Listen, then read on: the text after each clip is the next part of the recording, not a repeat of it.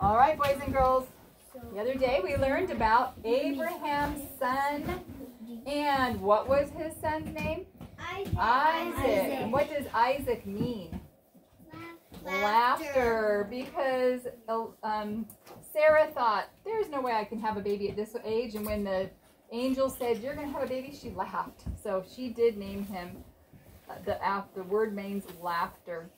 And oh, they were so happy when they had that beautiful baby. And I'm sure that he brought them so much happiness and joy.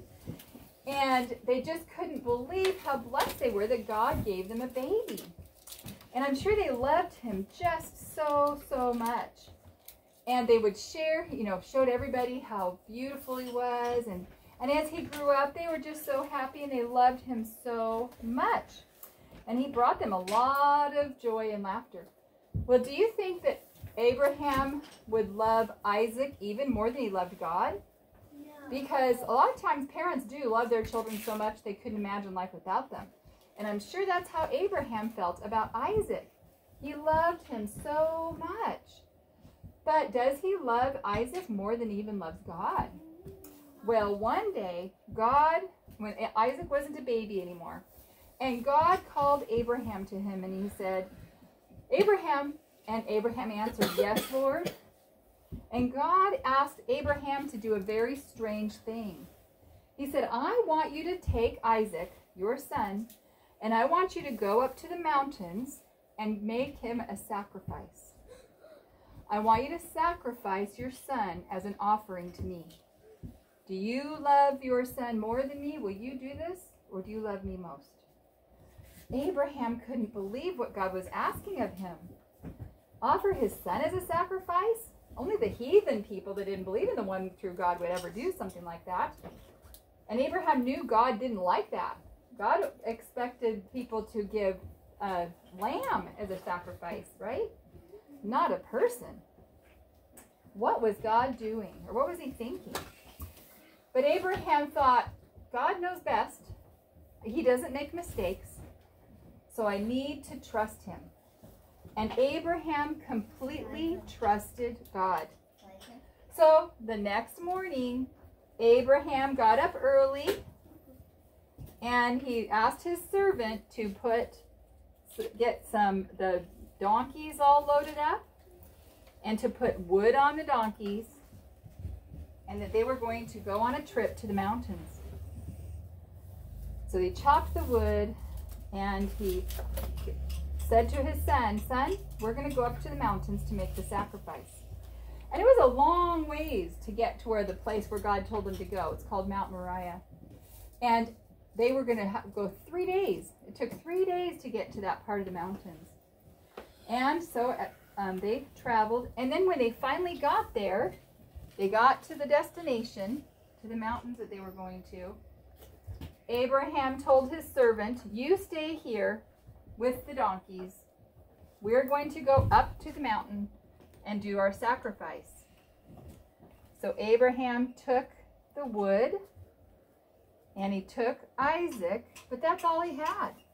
He didn't have a lamb. And usually whenever they would go do the sacrifices, they would bring a lamb to be the sacrifice, to take the forgiveness of their sins. But this time there was no lamb. So Abraham and Isaac went up to the mountain. And Abraham built an altar to the Lord. And as he was building that altar with the rocks, Isaac was probably wondering, well, where's the lamb?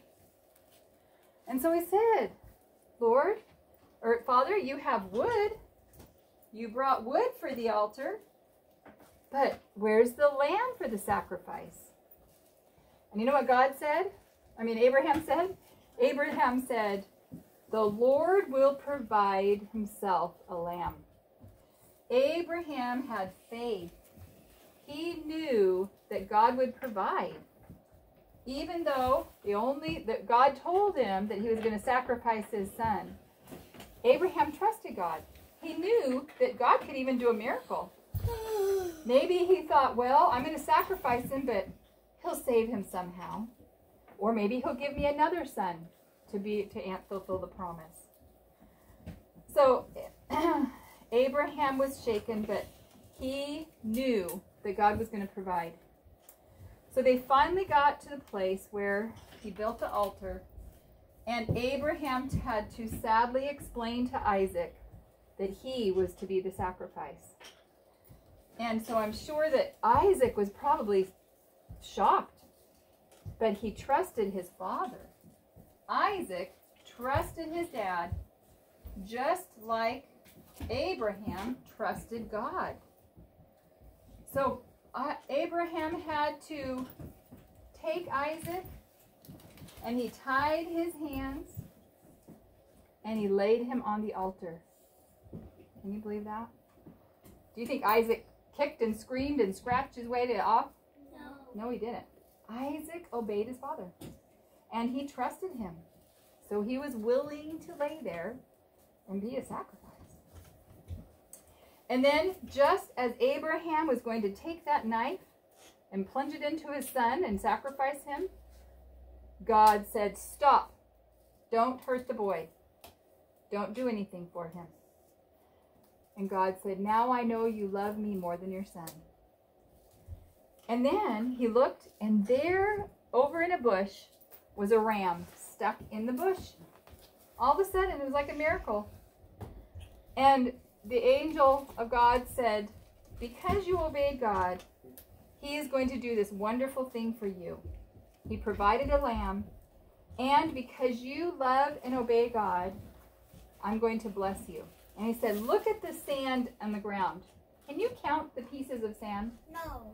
And of course he said, "No, there's too many." And he said, "Look at the sky above you. Can you count the stars?" No. And Abraham said, "No." And he said, "That's how many descendants you will have. You are going to have so many grandchildren and great-great-grandchildren and great-great-grandchildren. The people will be blessed because of you, and they won't even be able to count how many people there are." And Abraham said, "I don't deserve all of this. Why is God doing this?" And then the angel said, "He's doing this for you because you have obeyed him." God blessed Abraham because he obeyed, and he trusted, and he had faith in God. And you know, to obey God isn't always easy. Sometimes we don't understand what he's asking. And God was testing Abraham. God didn't really want to harm Isaac, but he was testing Abraham's faith. And Abraham did have faith. He had the faith to know that God would take care of him and provide. So God provided the lamb. And you know, this story is a wonderful story. It's a picture about us, actually. Abraham is kind of like God the Father. And the lamb that God provided is like a picture of Jesus. And we are kind of like Isaac. We're the ones that should die for our sins. But the lamb was provided instead. So we don't have to die. We get to go to heaven someday and be with him forever because Jesus died for us. So just like the lamb became the sacrifice for Isaac, so he didn't have to die, Jesus was our sacrifice for us. Isn't that wonderful? So this is a very special story about how God provides and he takes care of us, and he really blesses us when we obey him.